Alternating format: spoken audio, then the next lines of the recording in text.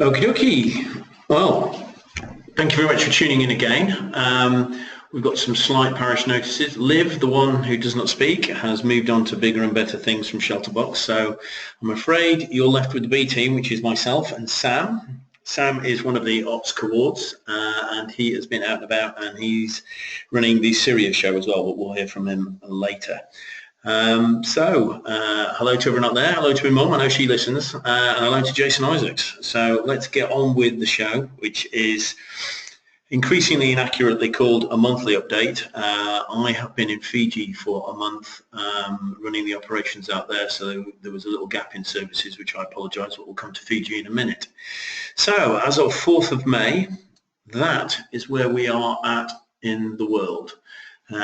Moving from right to left, Fiji we'll cover in a minute. DPRK, leftover distributions from an earlier deployment that we're still monitoring. Iraq and Syria are rolling on, as we are depressingly familiar with. Nigeria and Cameroon we've talked about before and we'll talk about later on. Paraguay is the new one. Since we last talked, we've done distributions. We're planning a post-deployment monitoring, and Ecuador is fresh out of the packet. We've got a team there, and we've got a team in Fiji. So moving on with the details. Fiji. I don't think you've had any updates because we missed a month with me being away, but on the 21st of February, just after our last update, a Cat 5 tropical cyclone hit Fiji, and it was the largest cyclone to be wandering around that part of the world, and consequently it was the largest cyclone to hit landfall in recorded history in that part of the world as well. I think it might even be the largest cyclone in the southern hemisphere. And it was blowing at its worst at a constant 185 miles an hour. If you think about a fully loaded jumbo jet takes off at about that sort of airspeed, that's the kind of damage it will do. It will lift the 747 in the air. And speaking to people who were affected to that, they were saying that you can just about, although it's quite dangerous, you can't walk, you can crawl if you're lucky, or even just sort of like move across the grass on your belly, else it will just lift you up and throw you. Now, if you look at the track, and that pretty much went through the middle of Fiji. There's 330 islands in Fiji, or so. About a third of them are inhabited. And the worst affected areas are shaded in green there. That's when the storm was at its height. We waited a few days, unfortunately, waiting for the Fiji government to invite outsider aid, but it soon became apparent that this was well above everything that they'd ever had before. A third of the population was affected, which is a huge number. If you think about a disaster in the UK or the States or wherever you live that's going to affect a third of the population, that's a huge thing, and it's no less a thing for people of Fiji. Although everything's on a smaller scale, for them it's a big thing. And it killed around about 50 people. Again, not large numbers when you think about it in the wider world, but if you think about the small community of Fiji, they're saying that if you'd upscaled the same disasters to somewhere like New York with the same percentages, you'd have about 1,000 people killed. So it was a very significant thing for them. Again, they had storm surges of several meters, and the wind and rainfall that came with that also damaged the very fragile infrastructure of Fiji.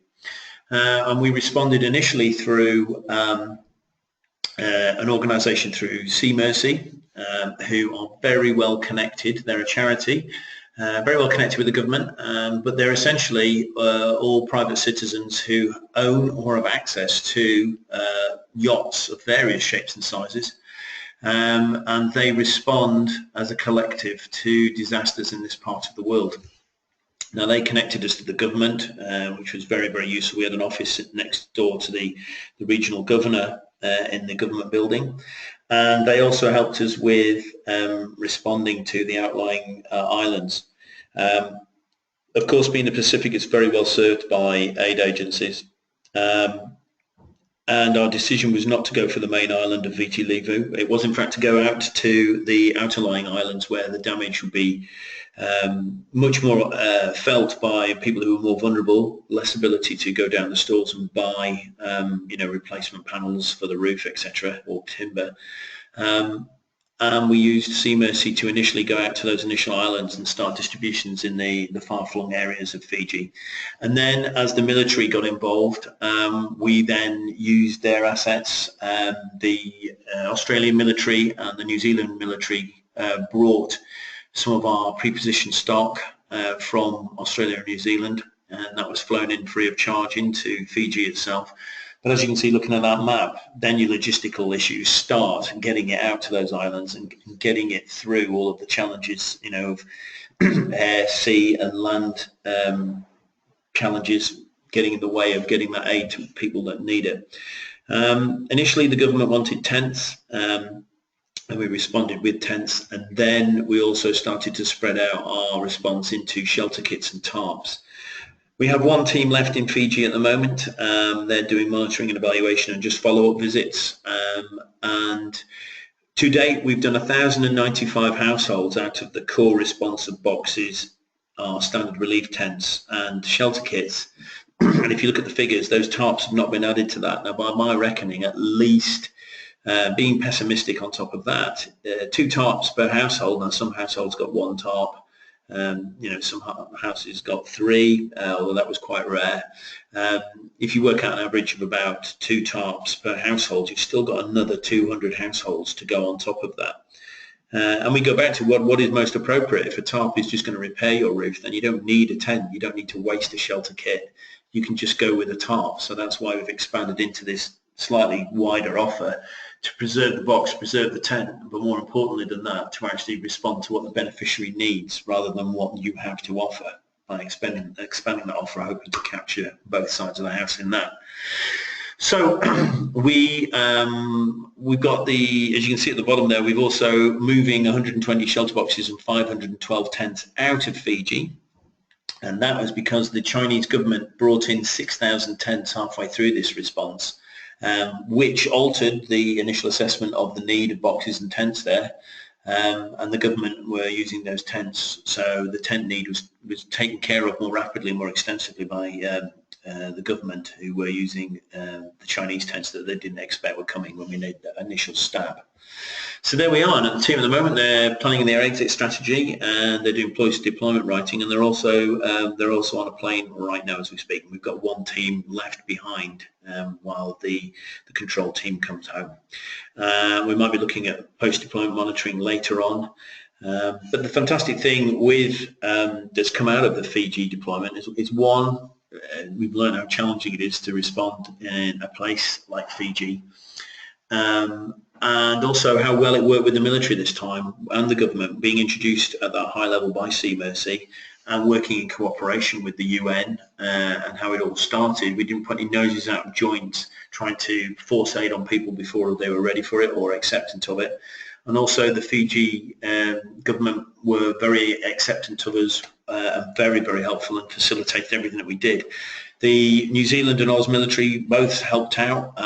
We used the Australian military more than any other non-governmental organisation during the Fiji because, we will work with the military if it's, morally good to do so. Some of the aid agencies don't like working with the military and have it in their principles that they don't. Trying to think what else I can say about Fiji. Looking at, just do a quick switcheroony here to that was, while we're there, where my hand is going around, that is Fiji itself. And while we were there, another cyclone spooled up in a long area of depression and moved in. And that was Cyclone Zena that moved through. Luckily, it dived south, as you can see there, and missed miles-an-hour winds at its peak. But it did bring a lot of rainfall to the north coast, which I'm just moving the cursor across there. And that kind of spawned a second sort of deployment. The latter deployments have been towards that north of the main island, which was also hit by Cyclone Zena about 6 weeks after the Cyclone Winston hit. And that's the kind of damage we're talking about, is the kind of wind that will smash concrete, sandstone blocks like that. I mean, getting case studies back from the victims of the disaster, they were talking about a lot of what was happening was not only was the storm surge causing issues, but also the outhouses and kitchen sort of bolt-ons units of the houses aren't built to the same strength as the main house, and they were breaking and falling apart, and that was being used. The storm was flinging that debris at the other houses, which was taking out the houses as well. People were getting killed as their houses were being brought down, moving around to try and find more shelter. The debris was part of where a lot of the deaths came from, is people being hit by debris after their initial hiding place was damaged, pretty much as you can see in that photograph there. So moving on to Ecuador. Ecuador kind of started after my time, so I'll hand over to Sam and he can talk you through, because he was around about. I was just coming back from Fiji when Ecuador hit. So yeah, Ecuador, another natural disaster, and quite different in one of the ones that you can't predict. Ecuador's kind of not normally hit by this sort of thing. I mean, I was getting worried about earthquakes when I was out in Fiji, because on the same sort of Pacific sort of plate, Fiji and Vanuatu was getting earthquakes about every week, pretty sizable earthquakes. So I kind of felt that I knew something was going on even in Fiji, because there was a sizable earthquake every week. We were getting tsunami alerts. They never came out as anything. But there was obviously something going on that Pacific plate, because Vanuatu was getting hit every week. And it was affecting a lot of other tectonic plates. So this kind of moved into a week where we had Afghanistan. Although it was very deep, there's a very big one. Had Vanuatu, Myanmar as well. So for a few weeks we didn't really have very much sort of seismic activity, and then suddenly you have a 7.8 quite close to a heavily populated area in Ecuador. And some of the things we were considering in early stages was, okay, Ecuador's a fairly sort of a bit more organised, a bit more of a richer country, so therefore they're normally quite resilient to this sort of thing. The poorer countries are less resilient because they just don't have the infrastructure and the resources to get into play. Just after Ecuador, the government brought in about 10,000 troops to sort of start with the immediate relief. They had the resources to be able to do that. But we found that there was still a need. The government requested outside assistance, so we deployed a team there. And we haven't worked in Ecuador for about, I think it was 2008 was the last team there. So it was an interesting one from us, because it's not something like the Philippines where we tend to go more regularly. But the team went out there, and through another of our sort of institutional partners, Habitat for Humanity, identified a local NGO called ProGAD.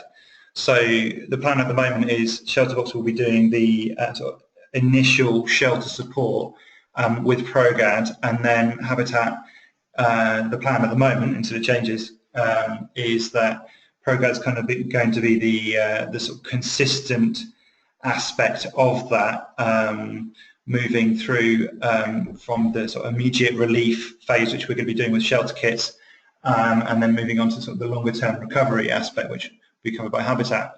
And the way we're doing that is with 2,000 shelter kits plus NFIs, which are, this morning I saw them being loaded on the truck to be flown out there in the next few days. And they're going to be in our sort of smaller green totem boxes, which is it's a new thing for me. It's interesting and good to see those going out. This is kind of an example of the kind of damage there. We don't have any photos yet because of the kit going out or being set up yet, because it's very early days still. The first tranche of shelter kits, 999, which we've essentially borrowed from another agency. There's a UN system where there's 5 pre-positioning locations all around the world, and what you're able to do is essentially borrow from people. So, okay, we've got this kit here, or you can see that people need kit there. So okay, if you can take those if you pay them back and restock it. So we're doing that with some equipment that was in Panama, and they arrived late last week, and distributions will be starting fairly soon. And this is another example of sort of the magnitude of the earthquake. Although it was just slightly offshore, you can see that that's reinforced concrete there with the rebar inside the concrete, and that's just completely knocked that building flat. And although you can see that it's tropical there, it's a very hilly country, so the altitude, there's a lot of altitude in the country. So you've got down by the coast, it's a bit warmer, but further up country, and going to be making consideration for sort of colder climate. So that's very briefly Ecuador. Moving on to something which is everybody's been aware of for 5 years now, the conflict in Syria.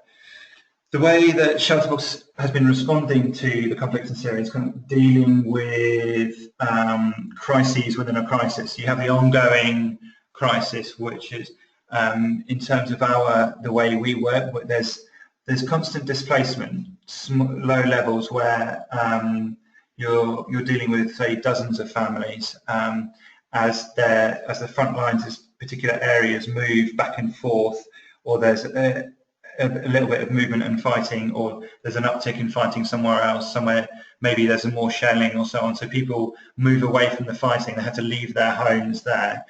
And this is what you find in terms of the displacement. It's not like people have their homes destroyed once and then they leave the country. We've met people in Greece and Iraq who were displaced 4, 5, 6, 7 times before they finally left the country, because nobody really actually wants to leave Syria, they're just forced to. So you have this ongoing displacement where people move and then the fighting moves, they move again, and the fighting moves and they move again. And a couple of weeks ago I was talking to one of our partners, and he was saying that they had 2 collective centres, so one which was a mosque and one which was school, which was really, really full, and they're going to decongest those by providing them with tents. They were just finding the land to put those tents up. They come from Palmyra, which is about, I think, 200 kilometres away, and there's many front lines and many different factions between Palmyra and northern Syria. So those are sort of that's the ongoing crisis. Then within that, you get these upsurges where instead of dozens of people displaced, you have thousands of people displaced. One of the most high-profile ones was when Islamic State, also known as Daesh, took Mosul, where you had tens of thousands of people very rapidly displaced, and ended up with now there's, I think, something like 3.2 million people in Iraq. Some of those refugees, most of those Iraqis, displaced by Islamic State, and a similar thing happens in Syria. So from it's about the 14th of April, Islamic State they captured a couple of villages, and there's an awful lot of displacement. About 40,000 people displaced west into other areas held by different factions, and these people all required shelter. So that was one of those examples where you have the ongoing displacement and then suddenly a lot of people displaced, and we work through our partners to support that. Hand in Hand was heavily involved in that particular response, and distributed 175 tents in the last couple of weeks. We're also in the midst of planning another distribution with Relief Aid, and this here is an example of the types of shelter kits that we provide with our partner Relief Aid. We procure most of these materials within Turkey just because it's more straightforward than shipping it like halfway across Europe or halfway across the world. Turkey's got a very good economy, so all the materials are there of good quality. So it's a lot easier to move that into Syria that way. And also, we are able to tailor the kits more specifically. So you can see this is an example of the winter shelter kits that were distributed. You've got the blankets in the middle there, some children's winter clothes, and then jerry cans.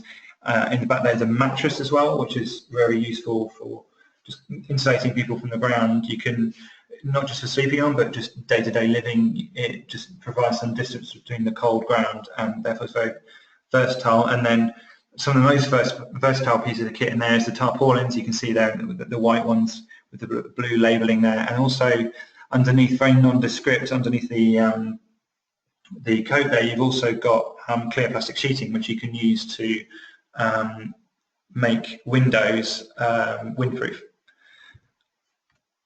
This is an example of the some distribution undergoing with Hand in Hand. They are, I think, one of our longest, if not the longest running implementing partner with ShelterBox, because they basically, the way that works is we're focusing on the shelter element, and Hand in Hand have got a very strong network within Syria, and through them we are able to support many displaced people. I think we're getting into the thousands of people sheltered with tents, and tens of thousands of people assisted overall. Moving on now to North Korea. Well, North Korea, we say moving on. We're probably not moving on. We've not moved on since the last update, which is that we have distributions ongoing within North Korea, and them not being the most open nation on the planet, we are angling to get another team in there.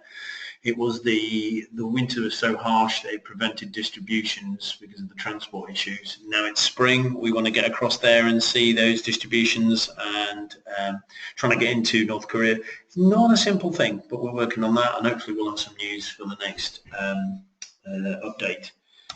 Moving on, Afghanistan.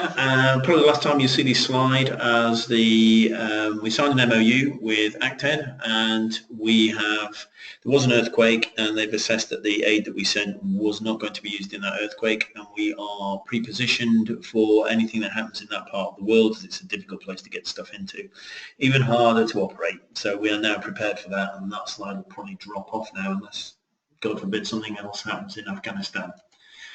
Cameroon, Niger, we have been doing, we are doing, and we will be doing, is the summary of that one. The table represents what we've done so far in Niger and Cameroon. Both are violence in that part of the world. Niger specifically from the Boko Haram violence in the top end of Nigeria. Cameroon from sort of insurgency and instability in the north of the country there. So, you know, we've done, well, I'm asked what, probably just over 3,000 families have been sheltered so far.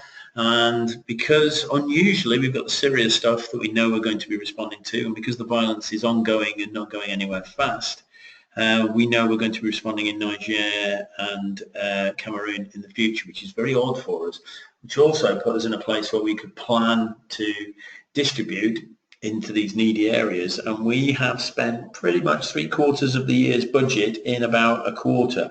Syria being the last big surge on those figures, because we knew that Aleppo was getting closed off, and we knew that people were going to get trapped without aid. And there was a big desperate rush to get humanitarian aid, so we worked with our partners to have a big surge, because nothing would be more heartbreaking than to be left at the end of the year knowing that we could have helped people who we can't help anymore, and we didn't do anything, or we didn't do enough. So we really pushed hard, and now we're relying on the fundraisers to catch that deficit up, which they are doing to a degree. But that's why we're in the place we are at the moment, why so much, you know, we're way above target. We're trying to get, you know, a gallon out of a pint pot at the moment.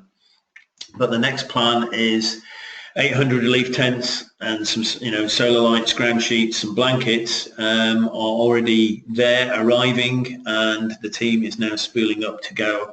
Once the security procedures have been looked at and approved, we will then send a team to Cameroon.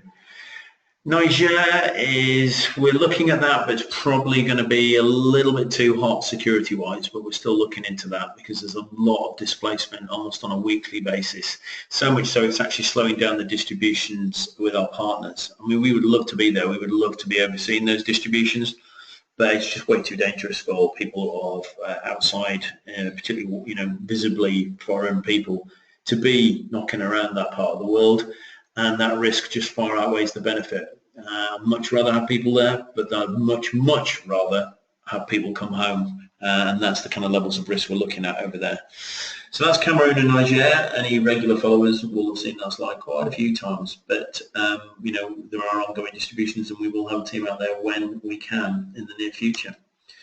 And that's that. I mean, that's an example of the kind of you know, the people that we're helping. You can tell that tent's been out for at least a couple of weeks, because the orange, if you look at the Vango name there, that orange triangle is the first thing to get bleached by the sun, and then the yellow on the rotary, which looks like that's going. So I'd say that tent's been there at least a month, maybe a bit longer.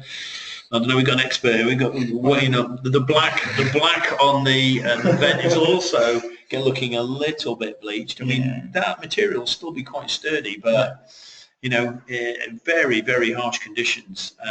We can go back to the Fiji deployment. The Fijian Red Cross really liked our tents. I mean, the wider overarching International Federation of Red Cross are not so keen, because it's not a standard kit for them.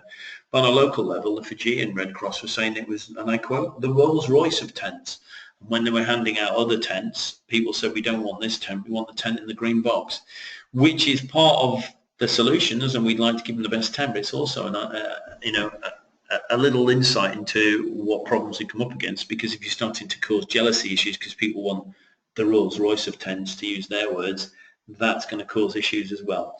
But anyway, I digress. There you go, a typical Nigerian photograph there of tents that are being used and have been used for quite some time. If you look at the just the visible signs on that photograph there. Come with me on a journey. You're all going to be tent spotters by the end of this. And AIDA, again, looking up in the north of the country where it's all unstable with violence, you know, in and out of the country. And AIDA are, you know, basically they are fantastic partners. They, you know, the alternative of not using AIDA is those people don't get helped. Those are your alternatives. Either we do it through those partners, or we don't do anything at all. So I'd much rather not use partners, but again, I'd much rather not leave those people just wanting. And without your support and AIDA's partnership, those people would just be left with nobody caring about them. Paraguay, we have sent a team, and shelter kits have been distributed, and we are going to send a post-deployment monitoring team to check that everything is good. And also we're finding the Fiji, just to add, you know, retrain people to see if there's anything that we can do to help, maybe a little bit of assistance with training, you know, reinforcement of the ethos that this is a gift, because that can get lost in translation as well, quite literally, that people don't think it's a gift, they think it's something that they're going to have to give back. Also, the shelter kit training we've been doing with the Red Cross in Fiji was useful, see if we can employ that, and also, you know, make sure that they've got everything that's going to facilitate their recovery. If they need some extra nails and some extra timber, then, you know, maybe we can do that, or maybe we can hook them up with somebody over there who can help them do that through the shelter cluster and all the coordination that we're doing. So hopefully we'll have some good news about that in the next update. And the planned deployments, well, we've talked about DPRK, talked about Cameroon, Niger, talked about Paraguay. Fiji is wrapping up, probably planning to do post-deployment monitoring October. I think Malcolm, who's our monitoring and evaluation guy, was talking about doing it in October. And Ecuador, we have a team. In fact, earlier on in this presentation, you could probably hear voices in the background. And that is because we're not wasting your money on expensive studios. We're just doing this next door in the ops room. And that was the Ecuador team checking in with their regular updates that they have to do every 24-hour period. So that's about it, really. I can give, I can actually promise this time we'll do it within the month, because I'll be around for the next month, so we will get back to you with another update. I've got Matt Wintercorn also emailed me thanking me for the 2015 update, so it's nice to know somebody's out there apart from my mum listening to this. If you've got any questions, as always, drop them into ALFE, that's Alfie, at ShelterBox.org. If you've got any more questions, areas you want expansion on, and hopefully we'll tee up a volunteer that's actually come back from one of the deployments and give them their impressions. If not, I will hijack one of the ops staff that's been out recently and get their views. But let me know how you want to steer this presentation, because it's us letting you know what we're doing with your time, efforts and money and your support. thank you again, and hopefully we'll try and steer it onto a regular monthly update, although I've been saying that for about 6-7 months now and not managed it. So, well, we'll see. 3rd June, maybe, maybe not. See you then. Thank you very much.